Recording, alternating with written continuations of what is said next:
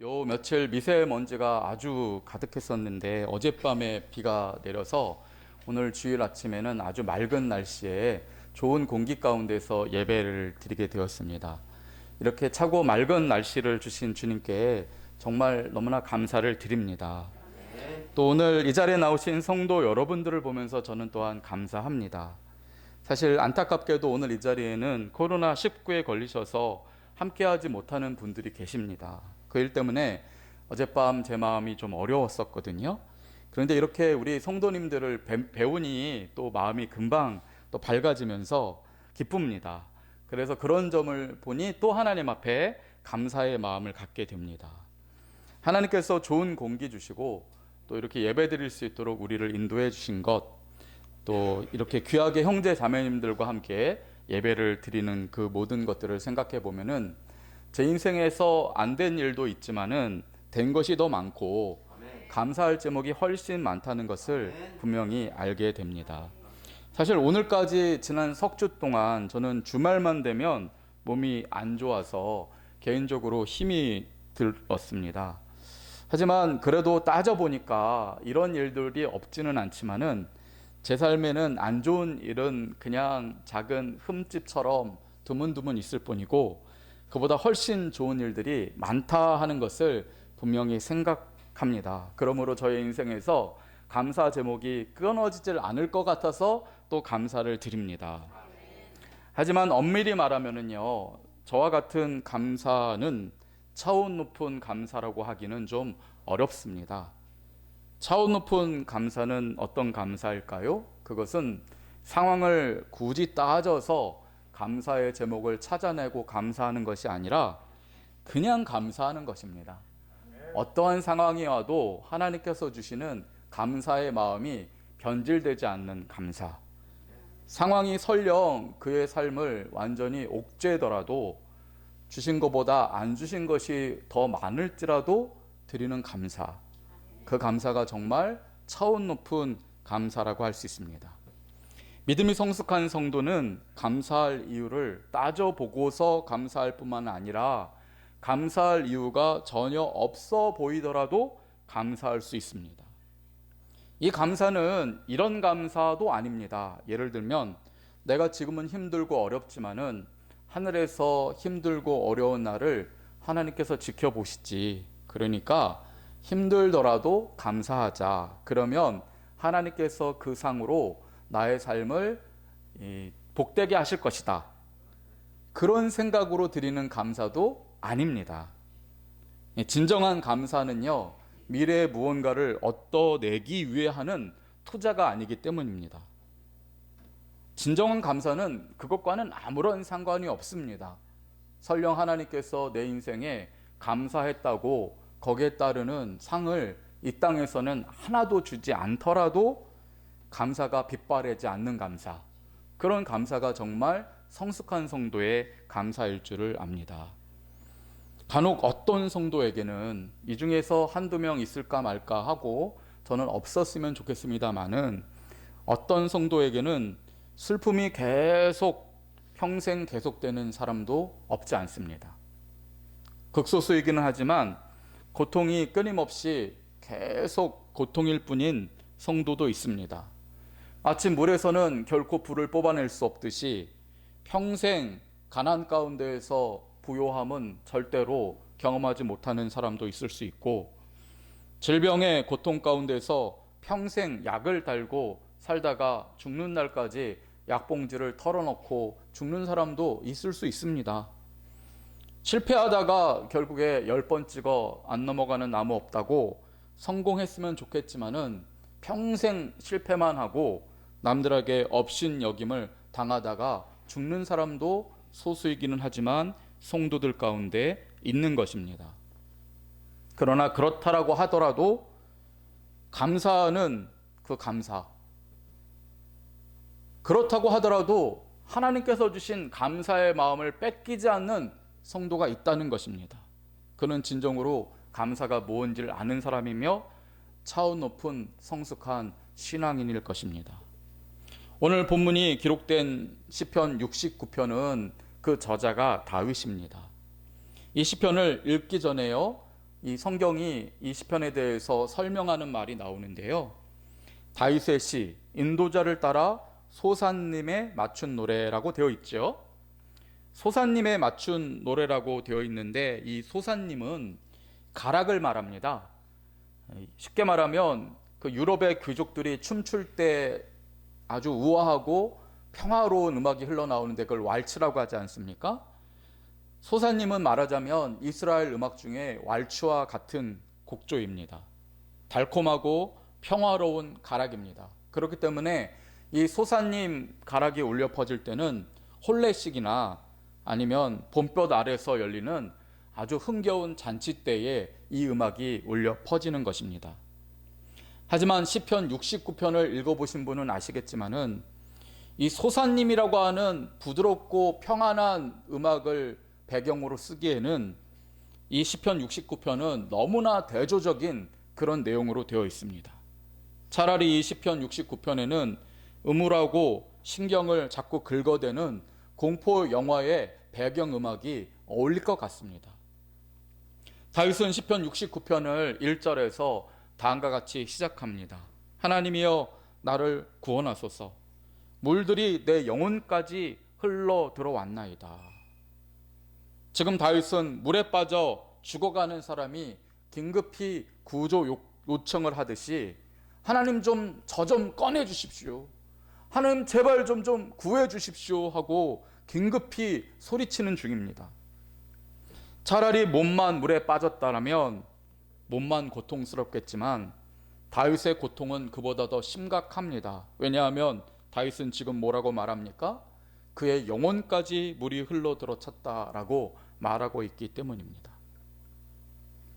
육신의 고통보다 더 큰 고통은 심적인 고통이며 그보다 더 큰 고통은 영혼의 고통이라고 생각합니다. 다윗은 지금 그 엄청난 고통 중에 물에 빠져 죽는 사람과 같은 그러한 숨쉬기 곤란한 상황을 맞이하고 있습니다. 2절을 보시면 계속 다윗은 그 고통을 호소합니다.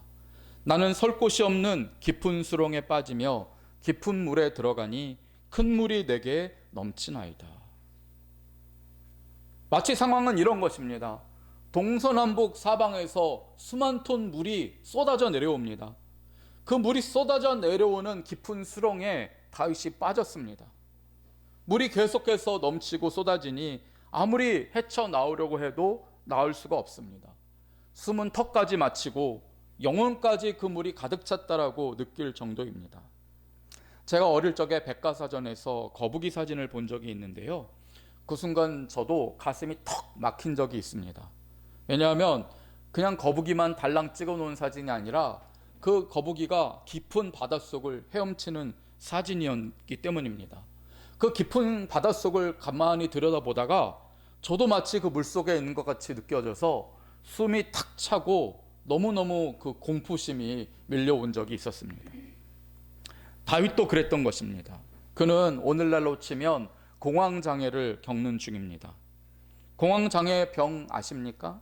갑자기 이유도 없이 극도의 두려움과 공포가 밀려옵니다. 불안합니다. 이유를 알 수 없는 심한 불안과 초조함이 밀려오면서 죽을 것 같은 공포를 느낍니다. 가슴이 뛰고 호흡곤란이 옵니다. 어지럽고 손발이 저리기도 하고 몸에 열이 나기도 합니다. 참으로 어려운 그러한 일이지요. 다윗은 그 공황장애를 겪었습니다. 그 병이 발작되면 그는 마치 깊은 물에 빠져서 허우적거리는 사람처럼 아무리 발버둥 쳐도 빠져나올 수 없는 절망감이 그를 사로잡았습니다.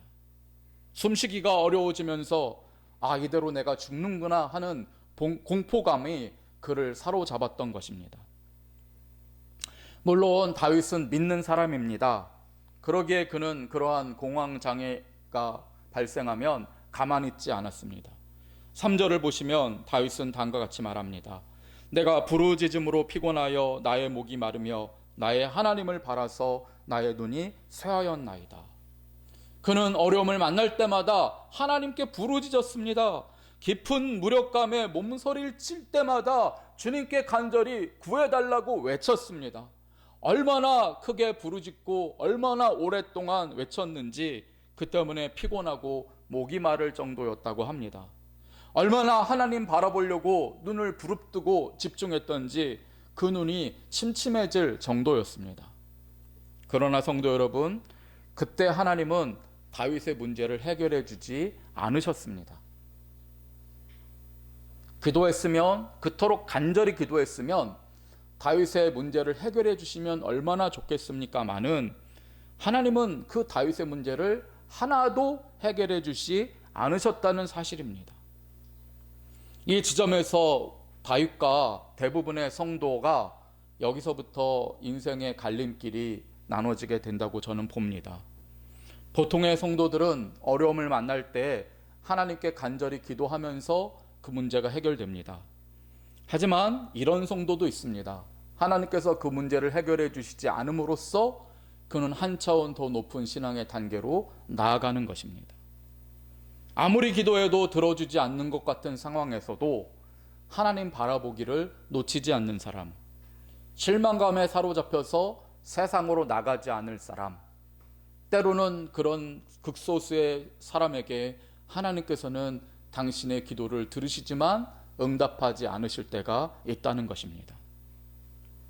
사도 바울이 그랬지 않습니까? 바울은 자신이 육신의 가시라고 말했던 고질병이 있었습니다. 그 병은 마치 가시가 계속해서 살을 찌르면서 고통을 주듯이 바울을 찔러댔습니다. 그 고통이 심해지면 바울은 하나님의 일을 하기가 어려울 정도였습니다. 그렇기 때문에 이 가시를 좀 제거해달라고 바울은 3번이나 작정하고 간절히 주님께 기도했습니다. 그러나 주님은 그의 기도를 외면하셨지 않습니까? 바울이 기도하는 사람들은 주님께서 기도할 때마다 족족 다 고쳐주셨습니다. 심지어 바울이 직접 가지 못하면 바울이 쓰던 손수건만 가져가도 병든 사람이 나을 정도였습니다.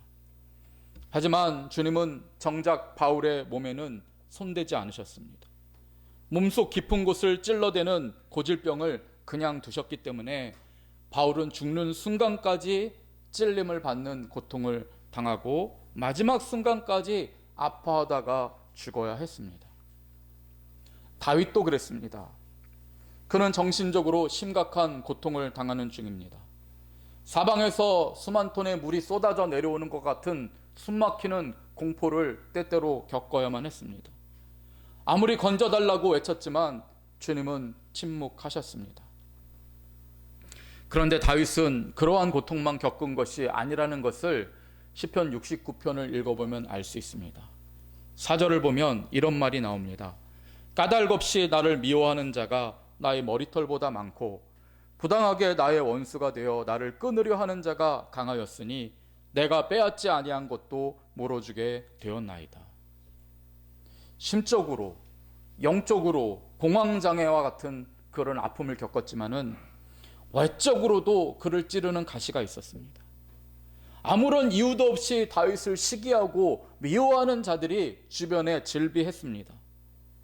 그런 자들이 동네 양아치나 시시껄렁한 불량배라면 어떻게 해보겠는데 하필 그들은 왕이었고 권력자였고 다윗이 함부로 할 수 없는 강한 적들이었습니다.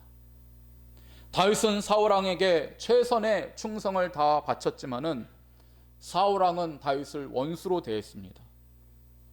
다윗의 숨통을 끊으려고 군대를 보내기까지 했습니다. 권력자들은 다윗을 어떻게 하든지 끌어내리려고 온갖 모략을 다했습니다. 없었던 죄까지 뒤집어 씌우려고 합니다. 다윗은 한 번도 그때까지 손에 쥐어본 적이 없는 권력과 소나기에 움켜본 적도 없는 금은 덩어리들을 내놓으라고 그들은 달려들었습니다. 그때 다윗은 어쩔 수 없이 그들에게 잘못한 것이 하나도 없는데 죄송하다며 내가 죄인이라며 그들에게 권력도 가져다 바쳐야 됐고 물질도 상납해야 했습니다. 공황장애로 인한 마음의 고통뿐만 아니라 사방에서 공격하는 적들에 둘러싸여 억울한 일까지 당해야 했습니다. 저 같으면 진작부터 하나님을 원망하고 기도하는 손 대신에 복수의 칼날을 갈고 적을 향하여 칼을 겨누느라 눈에 핏발이 섰을 것 같습니다. 하지만 다윗은 그렇게 하지 않습니다. 그럴수록 그는 문제의 원인을 남에게서가 아니라 자기 자신의 죄에서 찾았습니다. 5절을 보시면 다윗은 이렇게 기도합니다. 하나님이여, 주는 나의 우매함을 아시오니 나의 죄가 주 앞에서 숨김이 없나이다. 하나님이 도대체 왜 나를 이렇게 힘들게 하십니까? 왜 심적으로 이런 아픔을 주시고 외적으로도 나를 공격하는 자들의 공격이 끊어지질 않습니다. 그렇게 원망하는 대신에 다윗은 혹시 내가 깨닫지 못하는 죄가 없는지를 살펴봤다는 것입니다. 주님 앞에 숨긴 죄가 없는지 철저히 그는 회개했다고 합니다. 뿐만 아닙니다. 다윗은 원수를 갚는 대신에 그들에게 해가 없도록 또한 주님 앞에 기도했습니다. 6절을 보시면 다윗은 이렇게 기도합니다. 만군의 여호와여, 주를 바라는 자들이 나를 인하여 수치를 당하게 하지 마옵소서. 이 말은 무엇입니까? 다윗은 비록 원수 같은 놈들이 괴롭히더라도 그 사람이 혹시라도 하나님을 믿는다면 그 믿음 때문에 그들이 고통당하지 않기를 기도한 것입니다. 그들을 용서해달라고 오히려 그렇게 간절히 기도했다는 것입니다. 그 대신에 7절을 보면 더 기가 막히게 주님 앞에 기도합니다. 다윗은 그들이 받을 수치와 비방을 대신 받았다라고 말합니다. 내가 주를 위하여 비방을 받았사오니 수치가 나의 얼굴에 덮였나이다. 그들이 받아야 될 비방과 수치를 내가 대신 받고 있습니다. 이런 말까지 하고 있습니다. 2중, 3중, 4중으로 그는 심적으로 외적으로 눈에 보이는 것 보이지 않는 수많은 고통과 어려움의 순간들을 계속해서 경험하고 있는 중이고 하나님께서는 그 일을 멈추지 않으셨다는 것을 알 수 있습니다. 제가 만약 이런 상황이라면 당장이라도 목사를 그만두고 억울해서 돌아가실 일입니다.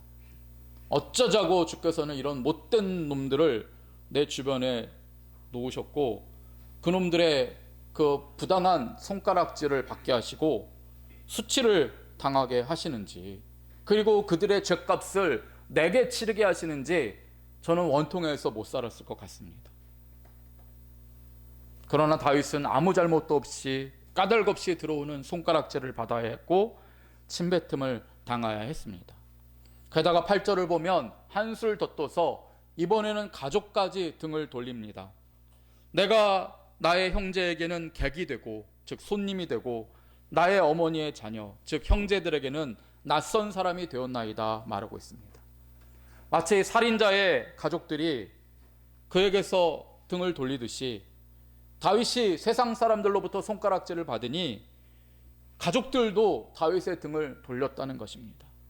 괜히 사울왕이 공격할 때 자기들에게까지 불똥이 튈까 봐 다윗의 가족들은 일찌감치 다윗과는 관계가 없다 거리 두기를 했다는 말입니다.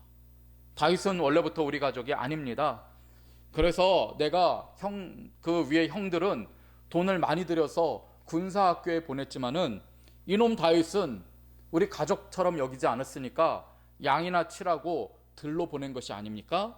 이런 말을 하면서 일찌감치 선을 그었다 봅니다. 사실 다윗은 출생부터 아픔을 가지고 있지 않았나, 저는 그런 생각을 진작부터 해오고 있었습니다. 그가 하는 고백 중에 하나인 시편 51편 5절을 보면 그는 이런 말을 한 적이 있습니다. 내가 죄악 중에서 출생하였으며 나의 어머니가 죄악 중에서 나를 잉태하였나이다. 이 말은 물론 우리에게 향하는 말씀으로 볼 때는 아담의 후손으로서 모든 죄를 원죄로부터 가지고 있는 우리를 가리키는 말일 수 있습니다. 그렇기 때문에 우리가 죄악 중에 출생하고 우리의 부모님이 죄악 중에서 우리를 낳는다는 말이 틀린 말은 아니지요. 하지만 다윗 개인에게는 이 말이 뼈아픈 개인사일 수 있겠다 하는 생각이 됩니다. 다윗은 그의 어머니가 부종으로 낳은 자식이었습니다. 다윗의 아버지 이새는 아내를 벌하는 대신 태어난 아들 다윗을 미워했을 것 같습니다. 그렇기에 일찌감치 형들은 좋은 대우를 해줬지만 들판으로 보냈습니다. 형들은 그렇게 태어난 다윗을 업신여겼고 어릴 때부터 발길질과 욕을 먹이며 키웠습니다. 다윗에게 욕먹는 일은 이골이 났습니다. 무엇을 해도 그는 인정받지 못했고 어디서나 천독꾸러기 신세였습니다. 그렇기에 10절과 11절, 오늘 69편 10절과 11절을 보시면 그는 이렇게 말합니다. 내가 곡하고 금식하였더니 그것이 도리어 나의 욕이 되었으며 내가 굵은 배로 내 옷을 삼았더니 내가 그들의 말거리가 되었나이다. 누군가의 죽음과 슬픔을 위로하는 일조차 다윗에게는 허락되지 않았습니다. 왜냐하면 다윗 자체가 가장 재수없는 인생을 살고 있었기 때문입니다. 인간 중에 저렇게 처절할 수 없을 정도로 그는 슬픔을 짊어지고 살았기 때문입니다. 가장 불행한 사람이 그 주제에 누군가의 슬픔을 위로한다면 가당키냐 하냐 하며 다윗의 원수들은 손가락질했던 것입니다. 저는 다윗이 당한 그 평생의 슬픔과 고통에 대한 이야기는 이렇게 1절부터 11절까지만 말씀드리고 그만하고 싶습니다. 다윗은 너무 많은 고난을 당한 사람이었고 더 이상 언급하면 지금처럼 더 기분이 우울해져서 여러분의 얼굴이 더 슬퍼 보이실 것 같기 때문입니다.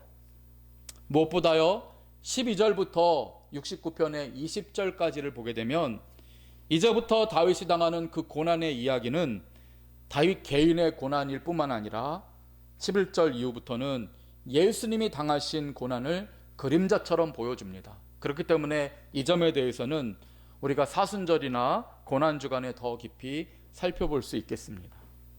아무튼 다윗의 인생을 통해서 우리가 알 수 있는 사실이 하나 있습니다. 그것은 무엇입니까? 다윗이라는 사람은 고난을 딛고 왕이 되었다라고 사람들이 생각하지만 사실은 왕이 되었어도 고난이 떠나지 않은 사람이었다는 사실입니다. 예수를 믿는 우리들은 대부분 이렇게 생각합니다. 내가 지금 고난을 당하고 있지만 꾹 참으면, 믿음대로 바로 서면 하나님께서 아침 한개 사라지게 하듯이 고난은 물 건너가고 저 높은 왕자리와 평생의 기쁨이 보장되리라, 그런 생각에 머물러 있을 때가 많습니다. 하지만 다윗을 보면 꼭 그런 것이 아니라는 것을 알 수 있습니다. 그는 고난을 딛고 왕이 된 다음부터 불행 끝 행복 시작이 된 사람이 아닙니다.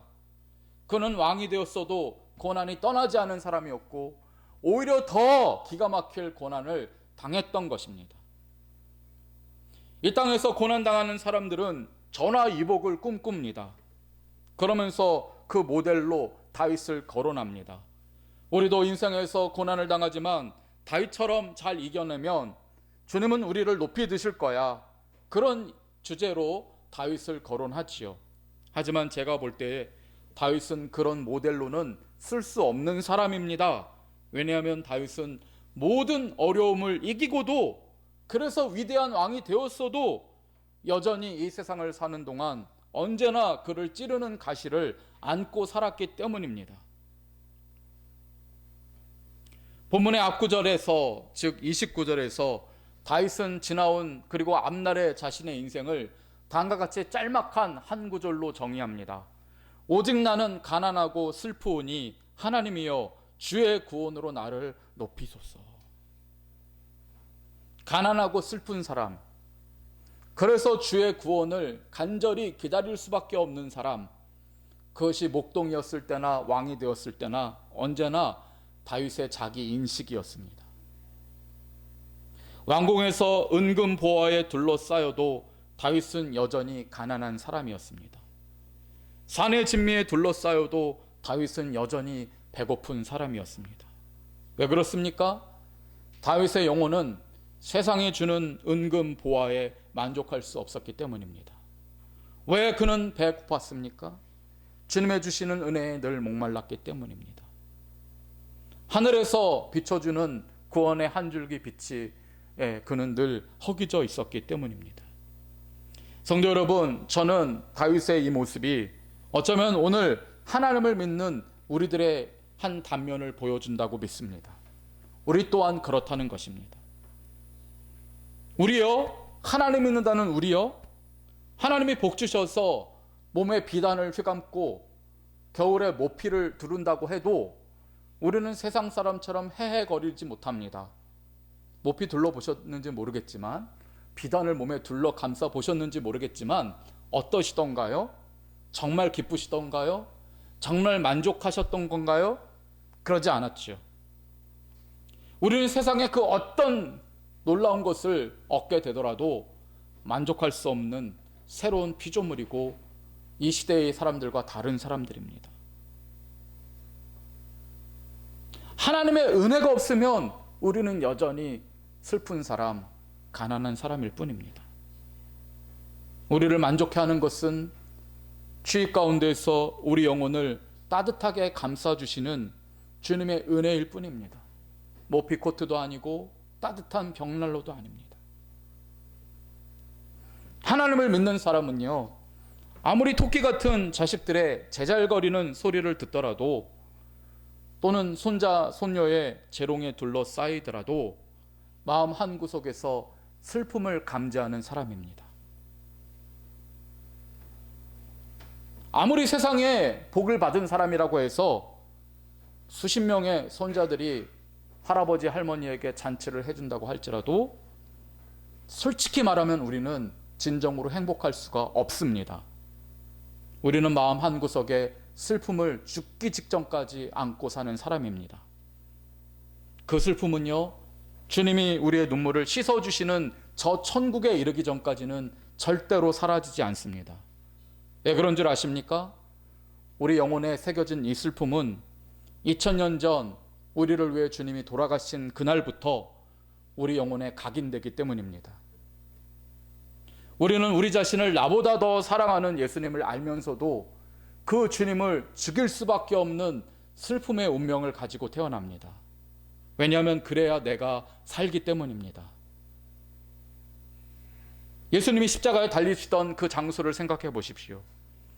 거기에는 몇 명의 여인들이 있었습니다. 세상에 그 어떤 사람보다도 아들 예수가 죽지 않기를 바랬던 사람이 있었습니다. 마리아였습니다. 세상에 그 어떤 사람보다도 예수님을 사랑하기 때문에 예수님이 십자가에 달리기를 원치 않았던 막달라 마리아도 있었습니다. 그러나 십자가 현장에서 그녀들은 아무 말도 하지 않았습니다. 왜 그랬습니까, 여러분? 왜 그랬을까요? 예수님이 죽지 않으면, 예수님의 죽음이라는 슬픔을 그의 영혼에 새겨넣지 않으면 그들은 구원을 받을 수도 없고 죽음 이후에 승리할 수도 없기 때문입니다. 주님이 죽어야만 그녀들이 삽니다. 주님이 죽어야만 우리가 삽니다. 그렇기에 2000년 전에 우리는 영원한 인생의 슬픔이라고 하는 것을 우리 영혼에 새겨 놓은 것입니다. 아무리 개그 콘서트를 다시 부활해도요, 우리가 웃는 웃음은 진정한 웃음이 될 수 없습니다. 아무리 비싼 술을 우리의 뱃속에 가득 채워 넣어도요, 취하기는 취해도 마음이 진정으로 기쁠 수 없습니다. 아무리 흥겨운 노래를 들어도 이 세상을 사는 동안 우리는 슬프고 우울하고, 그래서 잠이 안 와서 수면제를 먹고 공황장애일 수밖에 없습니다. 다윗이 고백한 대로 우리는 늘 가난하고 슬픈 영혼을 가지고 있습니다. 그렇기에 우리는 주님이 주시는 구원을 간절히 기다리는 것입니다. 그런데 여기서 우리는 다윗이 어떻게 했는지 주목할 필요가 있습니다. 평생 가시에 찔리고 살았고 아무리 해도 그 영혼의 가난과 슬픔을 잊을 수 없었던 다윗이었습니다. 그런데 오늘 말씀을 보시면 그는 아무런 근거가 없는 중에 다음과 같이 고백합니다. 내가 노래로 하나님의 이름을 찬송하며 감사함으로 하나님을 위대하시다 하리니. 아무런 근거가 없습니다. 기도했다고 하나님께서 그의 삶을 바꿔주신 것이 아닙니다. 여전히 그 가시는 계속합니다. 평생 계속될 것입니다. 그럼에도 다윗은 감사와 찬송을 올리겠다고 말합니다. 원수가 물러났기 때문이 아닙니다. 그를 찌르는 가시가 사라졌기 때문이 아닙니다. 여전히 가난하고 슬픔입니다. 그래서 어쩌라고? 슬픔은 슬픔이고 가난은 가난이고 그것과는 상관없이 감사는 감사지. 하나님의 자녀가 드리는 찬양은 찬양이지, 슬프다고 감사 못하고 가난하다고 찬양 못해? 다윗은 그런 마음으로 주님께 감사와 찬양을 올려드리기로 결정한 것입니다. 31절을 보면 그는 이 감사와 찬양의 가치를 매우 높게 치고 있습니다. 이것이 소 곧 뿔과 굽이 있는 황소를 드림보다 여호와를 더욱 기쁘시게 함이 될 것이라 말씀하고 있습니다. 지금도 황소 비싸지만 당신은 어마어마했습니다. 하지만 아무리 많은 황소를 주님께 드려도 다윗이 주님께 드리는 감사 한 말씀보다 못하다, 다윗은 그렇게 말합니다. 수천 마리의 황소를 드리는 일보다 주님을 더 기쁘시게 하는 일은 상황과는 상관없이 입을 열어 주님께 감사하고 찬양하는 일이라 다윗은 그렇게 확신했던 것입니다.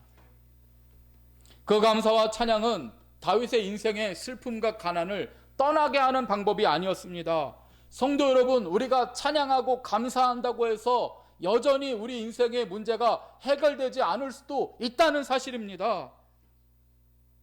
그러나 그럼에도 감사하는 것, 주님은 그 감사를 황소보다 더 귀하게 여기신다는 것입니다. 진정한 감사와 찬양을 이렇게 올리게 되면 나의 문제는 해결되지 않지만 내가 사랑하는 사람들이 그 일로 주님을 만날 수 있고 힘을 얻을 수 있습니다. 그래서 본문 32절을 보시면 다윗은 다음과 같이 고백하지 않습니까? 곤고한 자가 이를 보고 기뻐하나니 하나님을 찾는 너희들아 너희 마음을 소생하게 할지어다. 아멘. 그렇습니다. 육체의 가시가 그렇게나 계속되는데도 짜증내지 않고 하나님을 찬양하는 우리의 모습을 볼 때, 어떠한 조건과는 상관없이 감사를 잃지 않고 아름답게 주님을 바라보는 내 모습을 나의 사람들이 바라볼 때, 곤고한 환경 가운데 있었던 그들이 기뻐한다라고 성경은 말씀하고 있습니다. 나의 슬픔에도 불구하고 내가 감사할 때 나의 사랑하는 누군가가 곤고한 환경 가운데서 구원을 받게 된다는 것입니다. 아, 저렇게 힘든 인생을 살면서도 하나님 찬양하는 사람이 있구나. 저렇게 끊임없는 가시에 찔림에도 하나님을 사랑하는 그 마음을 변하지 않는 다윗과 같은 사람이 내 주변에도 있구나. 그때 사람들은 주님을 보게 될 것입니다. 그때 그들의 얼굴에는 웃음이 솟아오르게 될 것입니다. 그때 나의 문제는 해결되지 않지만 그들의 그 안개와 같은 문제는 어느 순간 사라지게 될 것입니다. 그리고 그렇게 되면 오늘 본문의 마지막 구절은 희미한 그러나 확실한 약속을 합니다. 그때 그렇게 우리가 상황과는 상관없이 감사하고 우리의 주변 사람들에게까지 아름다운 믿음을 전하면 그때 비로소 우리 영혼은 어둠을 뚫고 비치는 한 줄기 구원의 빛에 둘러싸이게 되고 이 지상에서도 하나님의 동행하심과 천국을 경험하게 될 것입니다. 성도 여러분, 매일 주님께 감사합시다. 내 인생에서 좋은 일만 굳이 찾아서 감사했던 지난날의 그 수준을 뛰어넘읍시다. 상황과는 상관없이 주님을 감사하고 찬양함으로 날마다 황소보다 더 나은 제물을 주님께 올려드리는 저와 여러분이 되시기를 주님의 이름으로 축원드립니다. 아멘.